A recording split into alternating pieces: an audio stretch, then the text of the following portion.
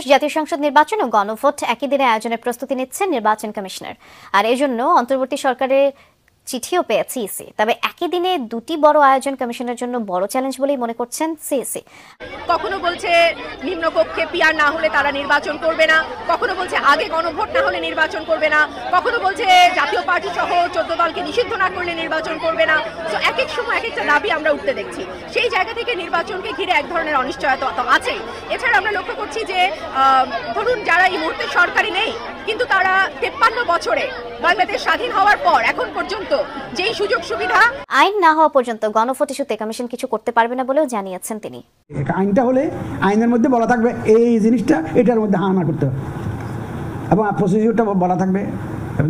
আইনটা না হলে আমার অ্যাকচুয়ালি প্রস্তুতিটা আমরা নেওয়া আমাদের জন্য ডিফিকাল্ট। আমি তো আন্দাজের উপর একটা প্রস্তুতি নিলাম, তারপরে অন্যরকম একটা প্রভিশন আসলো, তাহলে তো একটা সমস্যা। জুলাই অভ্যুত্থানে হাসিনা সরকারের পতনের পর থেকেই জাতীয় নির্বাচন কবে অনুষ্ঠিত হবে সেটি ছিল দেশের সবচেয়ে আলোচিত রাজনৈতিক প্রশ্ন।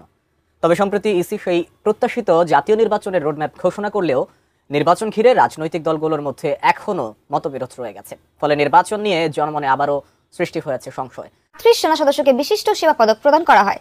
এ সময় সেনাপ্রধান বলেন, মুক্তিযোদ্ধাদের দেখানো পথ অনুযায়ী দেশের স্বার্থে দেশের মানুষের কল্যাণে কাজ করে যাবে সেনাবাহিনী। এই নির্বাচনগুলো জাতীয় নির্বাচনের মাঠে একটা ভূমিকা রাখছে। সবকিছু মিলাইয়া অল ওভার সরকার অর্থনৈতিক ইস্যুতে, আর সিইসি বলছে আমরা পারবো, নির্বাচন কমিশন বলছে গণভোট জাতীয় ভোট একদিনে হবে, অনেক টাকাও খরচ হবে, তারাও কিন্তু অঙ্ক দেখাইছে এত টাকা রাষ্ট্রের বাজেট আছে কিনা। তো সবকিছু মিলিয়ে সম্প্রতি সময় বাংলাদেশ সেনাবাহিনীর সদস্যগণ বিনা সিভিল পাওয়ারে দেশের আইন শৃঙ্খলা রক্ষার কাজে নিয়োজিত আছে। আমরা সামনে একটা নির্বাচনের দিকে যাচ্ছি। সেই নির্বাচনে আমরা যথাযথভাবে ইনশাআল্লাহ সরকারকে সর্বতভাবে সহযোগিতা করব, নির্বাচন কমিশনকে সহযোগিতা করব, যেন আমরা একটা সুন্দর একটা নির্বাচন পেতে পারি। প্রিয় দর্শক, আসসালামু আলাইকুম ওয়া রাহমাতুল্লাহ। শেখ হাসিনা পতনের পর পুরো বাংলাদেশে নির্বাচনকে ঘিরে তুমুল আলোচনা সৃষ্টি হয়েছে। তার মধ্যে আগামী জাতীয় নির্বাচনকে কেন্দ্র করে জামাত ইসলাম এবং বিএনপির মধ্যে হট্টগোল শুরু হয়ে গেছে। ডক্টর ইউনূস এবং ওয়াকারুজ্জামান ইসির চাঞ্চল্যকর তথ্য বেরিয়ে আসলো, যা শুনলে আপনি রীতিমতো অবগত বাধ্য হবেন। আজকের ভিডিওটি খুবই ইম্পর্টেন্ট, গুরুত্বপূর্ণ। আজকের ভিডিওটি না টেনে সম্পূর্ণ দেখার অনুরোধ রইল, অবশ্যই আপনার কাজে আসবে। সেনাপ্রধান ওয়াকারুজ্জামান এই নির্বাচনে গণভোট এবং জাতীয় নির্বাচন একই দিনে কি সম্ভব? বাংলার জনগণ একই দিনে কি গণভোট এবং জাতীয় নির্বাচনে ভোট প্রদান করবে?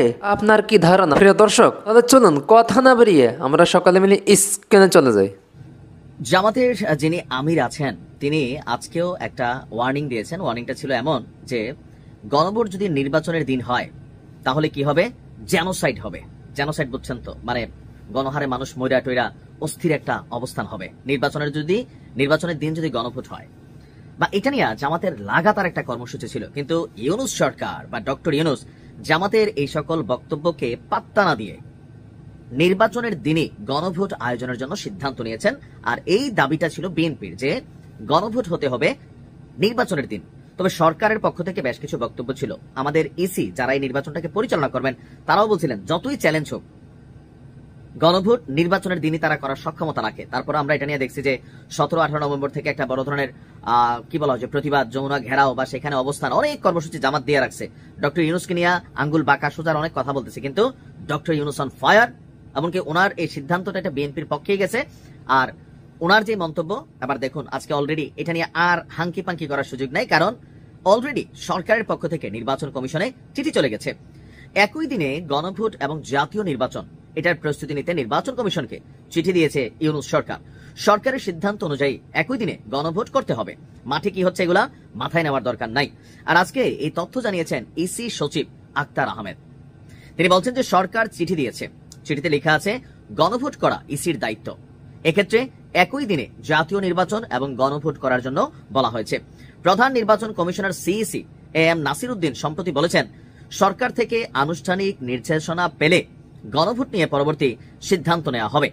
এখন এই যে সিদ্ধান্তটা আসছে এটাতে লাভ কার হয়েছে, ক্ষতি কার হয়েছে? কেন সরকার বিএনপিকে খুশি করতে কি গণভোটটা আসলে জাতীয় নির্বাচনের দিন চাচ্ছেন, নাকি অন্য কারণ? সরকারের বক্তব্য অন্য কারণ, যে একটা গণভোট করতে গেলে যে আয়োজনটা হবে, যে খরচটা হবে, এই খরচের যে টাকাটা এটা এই মুহূর্তে রাষ্ট্রে নাই। বাংলাদেশের অর্থনীতি এই মুহূর্তে যথেষ্ট মুখ থুবড়ে পড়ে আছে। আপনি ওই প্রেস সচিব শফিকের কথা শুনে আপনি খুশি হওয়ার কোনো কারণ নাই। আপনি দেখছেন যে কি পরিমাণ ঋণ বাংলাদেশের হয়েছে, কি পরিমাণ কি বলা যায় অর্থনীতিতে ধস বাংলাদেশের নামছে, বিনিয়োগে কি পরিমাণ মারা খাচ্ছে বাংলাদেশে এই মুহূর্তে। তো সকল কিছু মিলিয়ে একটা নির্বাচন তো মুখের কথা না।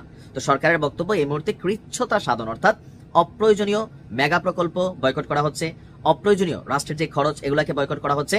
সো এই নির্বাচনটার আবার দুইটি ইফেক্ট হতে পারে। গণভোটে এখানে দুইটা দলের দুইটা মেইন মতামত, জামাত কোনটা চাচ্ছে, বিএনপি কোনটা চাচ্ছে, আর এইটার একটা কিন্তু সুস্পষ্ট প্রভাব জাতীয় নির্বাচনে কিন্তু পড়বে। আর জামাত এই কারণে চাচ্ছে, জামাতের যে কনফিডেন্স লেভেলটা থাকে একটা প্রি টেস্ট পরীক্ষা। আমার ধারণা যে গণভোটে জামাতের যদি কি বলা যায় জামাতের যদি হ্যাঁ জিতে, এটা জাতীয় নির্বাচনের আগে একটা সারা বাংলাদেশের সার্বিক একটা অবজারভেশন ইস্যু বা রেজাল্ট চলে আসবে, যেটা আগামী জাতীয় নির্বাচনের জন্য জামাতের জন্য অনেক সহায়ক হবে বা কল্যাণকর হবে। আর বিএনপি কেন চাচ্ছে না, কোনো কারণে এই গণভোট যদি নির্বাচনের আগে হয় আর সেখানে যদি না ভোট হাইরা যায়, এতে কিন্তু বিএনপি ক্ষতিগ্রস্ত হবে। কারণ মানুষ করে কি, যেই দিকে জোয়ার, যেদিকে ভিড় বেশি, পুট করে ওই দিকে দৌড় দেয়। এটা সকলে মানতে বাধ্য হবেন যে ডাকসু, জাকসু, রাকসু, চকসু, পকসু যা আছে, এই নির্বাচনগুলো জাতীয় নির্বাচনের মাঠে একটা ভূমিকা রাখছে। সবকিছু মিলাইয়া অল ওভার সরকার অর্থনৈতিক ইস্যুতে, আর সিইসি বলছে আমরা পারবো, নির্বাচন কমিশন বলছে গণভোট জাতীয় ভোট একদিনে হবে, অনেক টাকাও খরচ হবে, তারাও কিন্তু অঙ্ক দেখাইছে এত টাকা রাষ্ট্রের বাজেট আছে কিনা। তো সবকিছু মিলিয়ে বাট দিন শেষে সিদ্ধান্তটা বিএনপির পক্ষেই গেল, জামাতের বিপক্ষে গেল। এবং জামাতের এই হুমকি টুমকি বা ধরেন বিভিন্ন যে বক্তব্য আসতেছে, পজিটিভ নেগেটিভ মন্তব্য, সরকার এগুলোকে পাত্তা দিচ্ছে না। Doctor Yunus on fire. Jamaat ইসলামীর চূড়ান্ত প্রার্থী তালিকায় থাকছে সম্প্রতি শেষ হওয়া বিশ্ববিদ্যালয় ছাত্র সংসদে নির্বাচিত 3 জন ভিপি এবং 2 জন জিএস। পাশাপাশি অন্তত 4 জন বিশ্ববিদ্যালয়ের সাবেক ভিসিও পেতে পারেন জামাতের মনোনয়ন। জোটের শরিক দল ছাড়াও জামাতের চূড়ান্ত তালিকায় মহিলা ও মুসলিম জুলাই যোদ্ধাদের রাখারও সিদ্ধান্ত নিয়েছে দলটি। এছাড়া 8 দলের শরিকরা কেউই এখন আসন সংখ্যার ভাগাভাগিতে নেই। যাকে যেখান থেকে মনোনয়ন দিলে জিতবে তাকে চূড়ান্ত করবে 8 দল। জামাত জোট সঙ্গীদের প্রয়োজনে 100 আসন ছাড় দেবে এমন সিদ্ধান্ত নেওয়া হলেও 8 দল এখন এই অবস্থান থেকে সরে এসেছে। তারা এখন একমত হয়েছেন যাকে যে আসন থেকে মনোনয়ন দিলে বিজয় হবে তাকে সেখান থেকে প্রার্থী করা হবে। তিনি শরিকদের মধ্যে যে দলেরই হন সবাই তার জন্য কাজ করবেন। এ বিষয়ে জামাতের সহকারী সেক্রেটারি এহসান মাহবুব জুবাইর বলেন, 8 দলের শরিকরা কেউই এখন আসন সংখ্যার ভাগাভাগিতে নেই। তারা এখন বিজয় হতে চান। যাকে যেখান থেকে মনোনয়ন দিলে জিতবে তাকে চূড়ান্ত করবে 8 দল। জাতীয় একটি দৈনিকের এক প্রতিবেদনে এসব তথ্য উঠে আসে।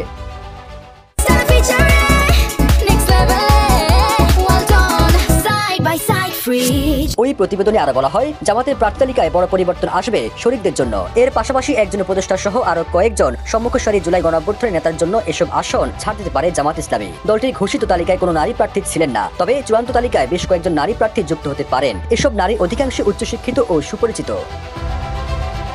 চূড়ান্ত তালিকায় অন্তত 4 জন সাবেক ভিসি জামাতে মনোনয়ন পেতে পারেন। এছাড়া সম্প্রতি সমাপ্ত হওয়া বিশ্ববিদ্যালয় ছাত্র সংসদে নির্বাচিত 3 জন ভিপি এবং 2 জন জিএস সহ কয়েকজন ছাত্র প্রতিনিধিকে প্রার্থী করার চিন্তা করছে জামাত ইসলামী, যাদের সবাই জুলাই আন্দোলনে ছিলেন সম্মুখ সারির নেতা। আসন্ন জাতীয় সংসদ নির্বাচনে সরকার এবং নির্বাচন কমিশনকে সর্বোচ্চ সহযোগিতার আশ্বাস দিয়েছেন সেনাবাহিনী প্রধান জেনারেল ওয়াকারুজ্জামান। সেনানিবাসে আয়োজিত এক অনুষ্ঠানে তিনি আরও বলেন, মুক্তিযোদ্ধাদের দেখানো পথ অনুযায়ী দেশের স্বার্থে দেশের মানুষের কল্যাণে কাজ করে যাবে সেনাবাহিনী। সশস্ত্র বাহিনী দিবস 2025 উপলক্ষে সেনাবাহিনীর বীর মুক্তিযোদ্ধা ও তাঁদের নিকটাত্মীয়দের সংবর্ধনা প্রদান উপলক্ষে এই আয়োজন। দেশের সূর্য সন্তানদের সম্মাননা ও শুভেচ্ছা উপহার তুলে দেন সেনাপ্রধান জেনারেল ওয়াকারুজ্জামান।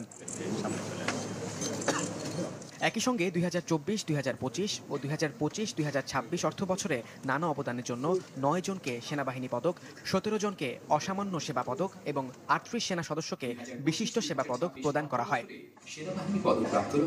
এ সময় সেনাপ্রধান বলেন, দেশের আইন শৃঙ্খলা রক্ষা এবং সুষ্ঠু নির্বাচন আয়োজনে নির্বাচন কমিশনকে সর্বাত্মক সহযোগিতা করবে সেনাবাহিনী। বাংলাদেশ সেনাবাহিনীর সদস্যগণ ইনেট টু সিভিল পাওয়ারে দেশের আইন শৃঙ্খলা রক্ষার কাজে নিয়োজিত আছেন। আমরা সামনে একটা নির্বাচনের দিকে যাচ্ছি। সেই নির্বাচনে আমরা যথাযথভাবে ইনশাআল্লাহ সরকারকে সর্বতভাবে সহযোগিতা করব, নির্বাচন কমিশনকে সহযোগিতা করব, যেন আমরা একটা সুন্দর একটা নির্বাচন পেতে পারি। এছাড়াও সেনাপ্রধান আরো বলেন, মুক্তিযোদ্ধাদের দেখানো পথ অনুযায়ী দেশের স্বার্থে দেশের মানুষের কল্যাণে কাজ করে যাবে সেনাবাহিনী। আপনাদের আত্মত্যাগের মাধ্যমে আমরা পেয়েছি আজকে আমাদের এই শ্রেষ্ঠ অর্জন, স্বাধীনতা। আপনারা জাতির শ্রেষ্ঠ সন্তান। দেশের স্বাধীনতা রক্ষায় আপনাদের দেখানো পথ অনুসরণ করে আমরা পথ চলছি। দেশের বিভিন্ন আয়োজনে 3 ক্যাটাগরিতে 3 জনকে মরণোত্তর সেনাবাহিনী পদক সহ মোট 64 সেনা সদস্যকে পদক দেওয়া হয়। মহান আল্লাহ তাআলা আমাদের সহায় হন। আল্লাহ হাফেজ। প্রিয় দর্শক শ্রোতা, ভিডিওটি শেষ পর্যন্ত শুনছেন। এখন অবশ্যই আপনার মূল্যবান মতামত আমাদের ভিডিওটি কমেন্টস করে যাবেন। এখন আপনি বলেন, নির্বাচন কমিশনার যে বলল একই দিনে গণভোট এবং জাতীয় নির্বাচন হবে, তা কীভাবে দিবেন আপনারা? আপনারা অবশ্যই আপনাদের ধারণা আমাদের কমেন্ট বক্সে বলে যাবেন। কে কীভাবে গণভোট দিবেন আর কীভাবে জাতীয় নির্বাচনের ভোট দিবেন। এবং তার মধ্যে সেনাপ্রধান ওয়াকারুজ্জামান বলল, আমরা এই নির্বাচনে অংশগ্রহণ করে সর্বোচ্চ চেষ্টা করব সাহায্য করতে। তা কিভাবে সাহায্য করবে? 71-এ কি হয়েছে না হয়েছে ওই অনুযায়ী করবে নাকি অন্য কিছু? সরকার ডক্টর ইউনূস ইসির কাছে যে চিঠি প্রদান করছে, একই দিনে গণভোট, একই দিনে জাতীয় নির্বাচন, এটা কেন দিল? ভোট কি ডক্টর ইউনূসে ভোট দিবে একা নাকি বাংলার জনগণে ভোট দিবে? দলমত এগুলি কিছুই না রে ভাই, এগুলি কিছুই না। আজ আছে কাল নাই। নির্বাচন ফেব্রুয়ারিতে হবে কি হবে না অবশ্যই একটু কমেন্ট করবেন। এবং নতুন নতুন অথেন্টিক লেটেস্ট নিউজের আপডেট পেতে আমাদের এই চ্যানেলটি সাবস্ক্রাইব করে দেবেন, লাইক কমেন্ট শেয়ার করার সাথে দেখবেন। তো ভিডিওটা এই পর্যন্ত ছিল, দেখা হচ্ছে পরবর্তী অন্য কোনো ভিডিও নিয়ে। সেই পর্যন্ত সকালে ভালো থাকবেন, সুস্থ থাকবেন এ কামনা করছি। আসসালামু আলাইকুম রহমতুল্লাহি তাআলা ওয়া বারাকাতুহু।